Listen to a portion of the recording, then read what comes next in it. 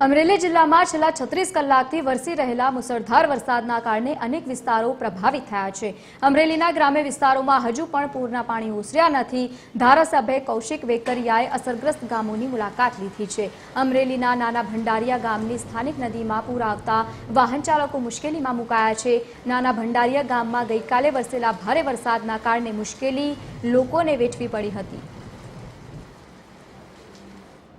24 કલાક દરમિયાન જે આવેલો વરસાદ છે ત્યારે આ વરસાદના દ્રશ્યો હું તમને બતાવીશ કે આ નાના ભંડારિયા જવા માટેનો જે મુખ્ય માર્ગ છે। જો કે અહીંથી જવા 3 ગામે જવાનો આ રસ્તો છે। આ રસ્તા પર જ અત્યારે આજે બીજો દિવસ છે છતાં આ રસ્તા પર પાણી અત્યારે નદીની માફક વહેતા થયા છે। ત્યારે લોકોને આવવા જવા માટે ભારે મુશ્કેલીઓ પડી રહી છે। ત્યારે અહીંના સ્થાનિકો દ્વારા એક જ માંગ કરવામાં આવી રહી છે કે અમારે અહીંયા જો પુલ બનાવવામાં આવશે તો અમારે આ કાયમી માટેનો જે પ્રશ્ન છે હલ થઈ જશે।